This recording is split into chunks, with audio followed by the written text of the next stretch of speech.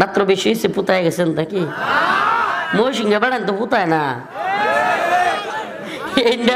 ইন্ডার ওয়াজ এই যে কয় সারা দিন ডিউটি করছি হুজুর, আগামীকাল কে ডিউটি নাই, কইতে থাকুন আসি। ফজর না পড়ে রেখে ঘুমায়াম, জুমাও করতাম না লাগলে।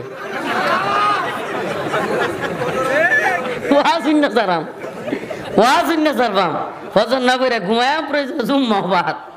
আস্তাগফিরুল্লাহ, সবাই ইস্তিগফার করেন। আস্তাগফিরুল্লাহ ওয়া আতুবু ইলাইহি। আল্লাহ আমাদেরকে মাফ করে দিক, বলেন আমিন। সারা বাংলাদেশে প্রতি বছর সিজনালি লক্ষাধিক ওয়াজ মাহফিল হয়। কতগুলো? লক্ষাধিক। ৬৪,০০০ গ্রাম বাংলা, প্রতি গ্রামে কমসে কম 2টা করে ধরেন, ১,২৮,০০০ নাকি কন? ৪/৮, হ্যাঁ ৬/১২০, 2টা করে। কোনো কোনো গ্রামে 4টা 5টা হয়, এমন কোনো গ্রাম নাই মনে হয় যেটা তো হয় না। ঠিক কি ঠিক না? তো ১,২৮,০০০ মাহফিল যদি হয়, এই ১,২৮,০০০ মাহফিলকে এক পাল্লায় রাখবেন, আর এক পাল্লায় ফজরের ১ ওয়াক্ত নামাজের আপনার একটা সিজদাকে রাখবেন। একটা সিজদা, কয়টা? এই একটা সিজদা এই ১,০০,০০০ মাহফিলের চাইতে ওজন বেশি হয়ে যাবে। কি হবে এই মাহফিল দিয়ে যদি আপনার ফজরের সালাত, ফজরের নামাজ মিস হয়? কি হবে এই মাহফিল দিয়ে? এই জন্য ফজরটা পড়বো তো ইনশাআল্লাহ।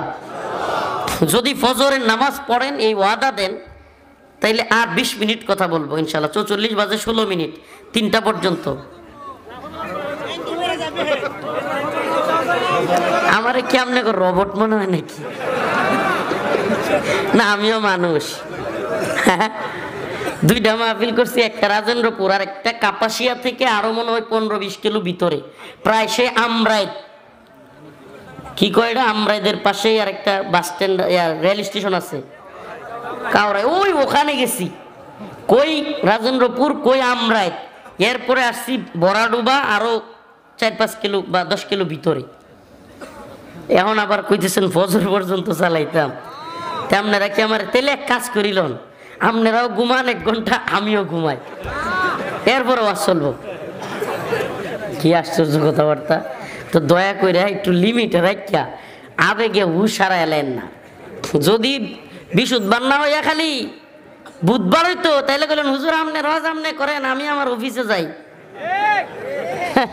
এটা আমরা জানি। ডিউটি কমছে। পৃথিবীতে মনে হয় এমন কোনো দেশ নাই যেই দেশে এই অল্প মূল্যে, এত কম মূল্যে শ্রম পাওয়া যায়। হতাশায় নিমজ্জিত আমার ভাই।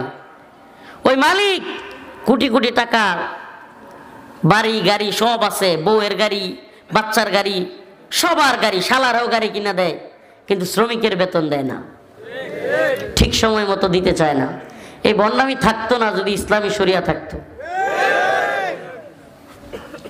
এই রাস্তার মোড়ে মোড়ে রাতের বেলায়ও মাহফিল করে যায়, দেখি কত মা, কত বোন রাস্তার ফুটপাতে শীতে কাতরাইতেছে, বাচ্চাটাকে পেঁচাইয়া ধরে শুয়ে আছে, একবার নিজের কাপড় বাচ্চাকে দেয়, আরেকবার নিজে টাইনা পরে। এই কষ্টের জিন্দিগি, খানা নাই, কাপড় নাই, শীত বস্ত্র নাই, এগুলো কেন? এই বাংলাদেশে আছে না নাই? রাস্তাঘাটে রাত্রে বেরোলে পান না? এগুলো কেন? কোরআন সুন্নাহর শাসন নাই। আসুন না আল্লাহর সাথে ব্যবসা করি, এই ভূখণ্ডকে কোরআনের রাষ্ট্র বানাই। কিসের রাষ্ট্র? কোরআনের রাষ্ট্র প্রতিষ্ঠা করতে হবে। এই তন্ত্র মন্ত্র দেখা শেষ। গণতন্ত্রের সাথে মিলে মিশে ইসলামের ভাবনা বাবিশ, বোকামি ছাড়ায় যে কিছুই না। গণতন্ত্র আর ইসলাম এক জিনিস না, গণতন্ত্র আর ইসলাম এক জিনিস না।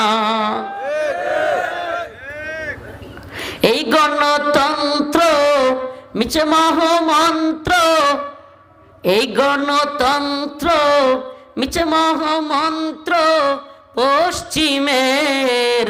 গণতন্ত্রের সাথে মিলে মিশে ইসলামের ভাবনা বাবিশ, বোকামি ছাড়ায় যে কিছুই না।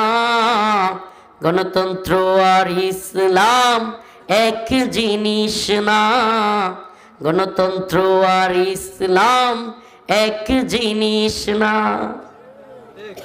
আমি মনে হয় কথাগুলো একটু বুঝতে কষ্ট হচ্ছে। আচ্ছা, আল্লাহ সুদকে হারাম করছে না হালাল?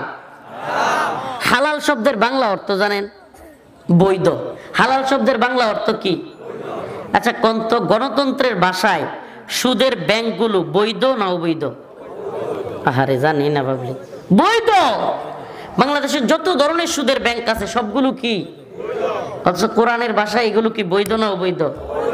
দেখছেন গণতন্ত্র কত সূক্ষ্ম কৌশলে আল্লাহর বিধানটাকে পাল্টায় দিছে, সূক্ষ্ম কৌশলে।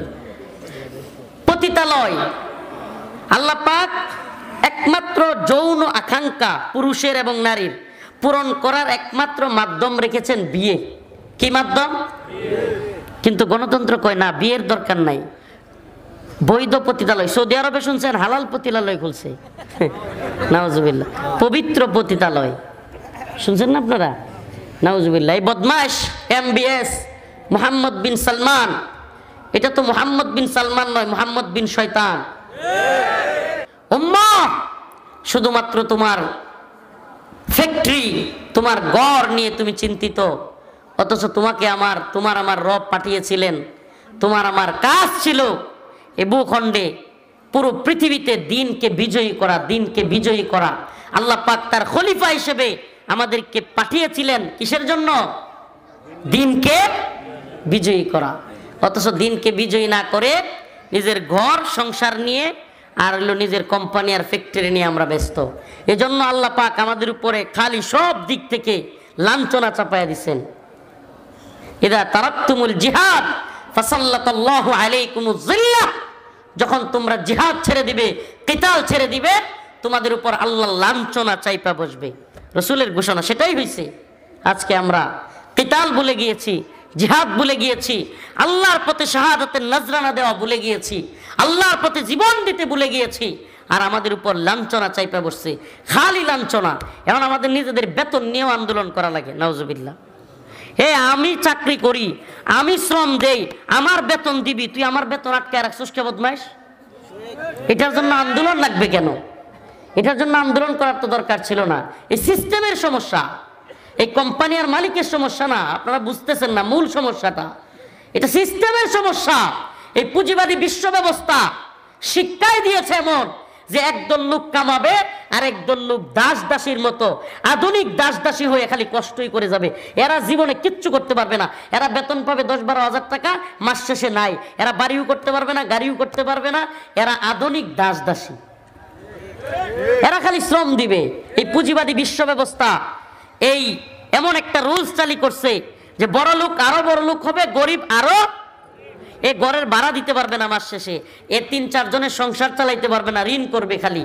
এ আস্তে আস্তে হীনমন্য হইয়া কাজও করে, বেকার না, তবুও হীনমন্য হয়, খালি হতাশায় ভুগে। আয় হায়, আমি কবে ছোট্ট একটা ঘর কর্ম থাকার জন্য, ভাড়াটিয়া ঘরে আর কয়দিন, আর কত মালিকের বাড়ির মালিকের কথা শুনবো, কিন্তু এ আর ঘরও করতে পারবে না। এই সিস্টেমটাই আটকে দেওয়া হয়েছে। আল্লাহ পাক আমাদেরকে বোঝার তৌফিক দান করুক।